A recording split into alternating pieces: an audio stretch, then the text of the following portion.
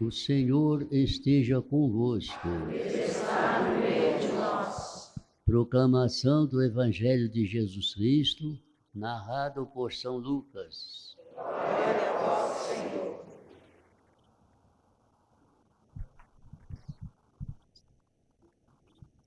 Naquele tempo, João convocou 2 de seus discípulos e mandou-os perguntar ao Senhor: És tu aquele que há de vir, ou devemos esperar outro? Eles foram ter com Jesus e disseram: João Batista nos mandou a ti para perguntar: És tu aquele que há de vir, ou devemos esperar outro? Nesta mesma hora, Jesus curou de doentes, enfermidades e espíritos malignos em muitas pessoas, e fez muitos cegos recuperarem a vista. Então Jesus respondeu: Ide contar a João o que vistes e ouvistes. Os cegos recuperam a vista, os paralíticos andam, os leprosos são purificados, os surdos ouvem, os mortos ressuscitam, e a boa nova é anunciada aos pobres. É feliz aquele que não se escandaliza por causa de mim. Palavra da salvação. Glória a vós, Senhor.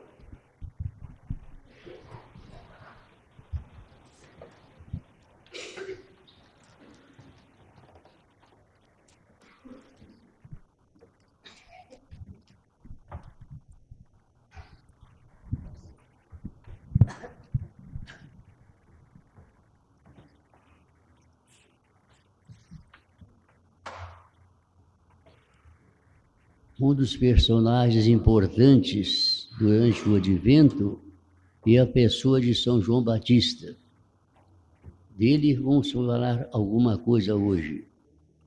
João Batista pagou caro por sua coragem profética.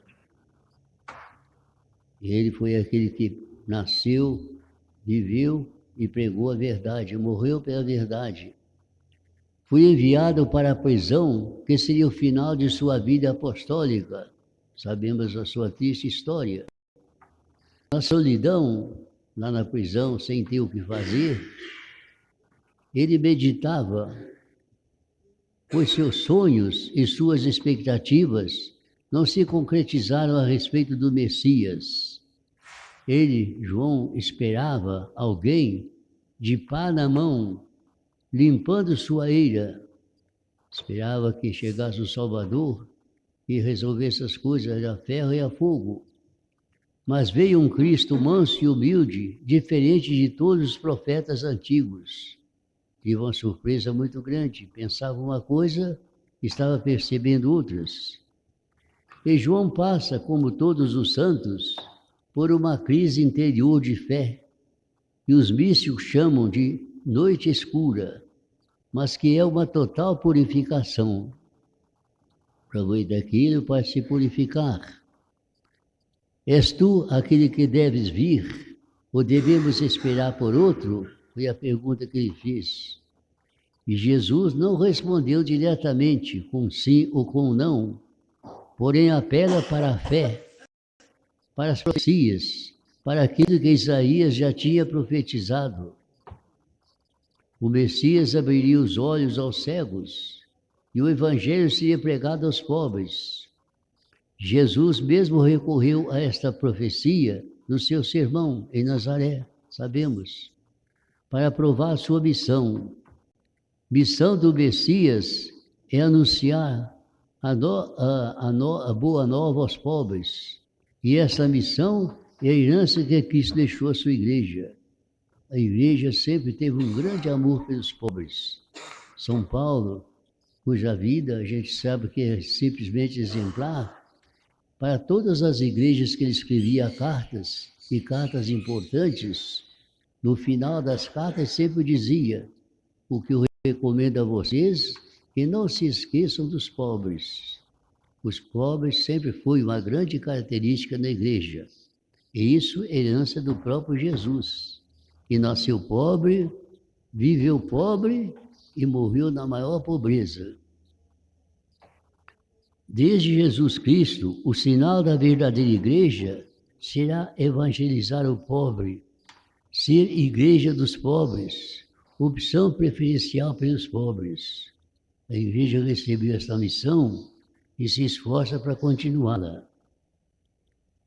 A evangelização inicia-se com a pobreza de Belém. Como é que começou a pobreza? Jesus, que nasceu numa gruta. Continua na pobreza de Nazaré. Vivia São José, Jesus até utilizava, ajudava São José na carpintaria, na humildade. E termina com o despojamento total do Calvário. O Calvário foi despido até das suas roupas. Ser discípulo de Cristo é ser pobre. Aqui é uma coisa muito importante. Ser discípulo de Cristo é ser pobre. Pobre de espírito, né? Desapegado das coisas do mundo. Os que querem segui-lo, cheios de bens, são recusados. Os que querem seguir Jesus, sem desapegar dos bens, não são verdadeiros discípulos de Jesus. E mesmo Judas, em Judas nós temos um exemplo. Eleito como os outros, foi escolhido como todos os outros 11. Perdeu a sua escolha porque aderiu mais ao dinheiro do que à amizade com Jesus. Quando Jesus falava e os outros prestavam atenção e procuravam se esforçar para viver os ensinamentos de Jesus, ele estava sempre preocupado com alguma outra coisa, isto é, com o dinheiro, porque ele era encarregado da bolsa.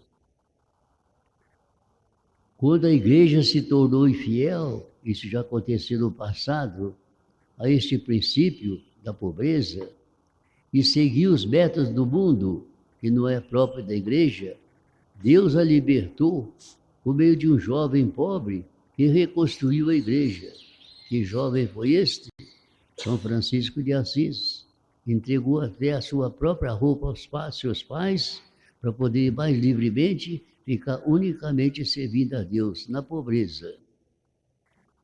Em meio ao materialismo, ao consumismo de hoje, somente a escolha preferencial pelos pobres autenticará a verdadeira igreja como sendo a igreja de Jesus pobre. O nosso Papa Francisco, que escolheu exatamente o seu nome, como assim uma atenção muito particular, não só à congregação que ele pertence, franciscano, mas também para imitar a Jesus, vivem na maior pobreza. Seu Papa, nosso Papa, e ele fala para nós sacerdotes que nós devemos usar as coisas as mais humildes possíveis, e até chega a detalhes. Pode acontecer que você ganhe um relógio de ouro, que você tenha uma corrente de ouro, mas veja bem, isso não é do efeito de Jesus. É preciso você deixar, vender essas coisas de luxo, dá para os pobres. Mas para nós padres não fica bem usar essas coisas que são próprias do mundo.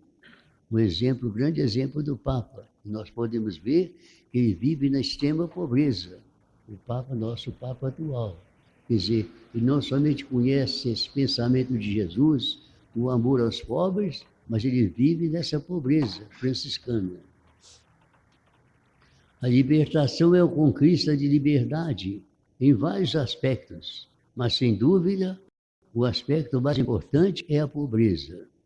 Alguém poderia dizer, mas no mundo de hoje essas coisas não têm sentido. É muito natural, muito comum as pessoas dizerem assim, mas tem sentido sim. As pessoas que são voltadas realmente para Deus ainda continuam com esse espírito de pobreza. Nós temos um grande exemplo em Dom Luciano. Que pessoa culta que era, que pessoa sábia que era, que pessoa que falava e não cansava ninguém de ouvi-lo, mas de uma simplicidade extraordinária e um amor aos pobres que é uma coisa dignamente admirável. Qual foi o seu último pedido quando estava agonizando e ali ao seu lado tinha o seu irmão?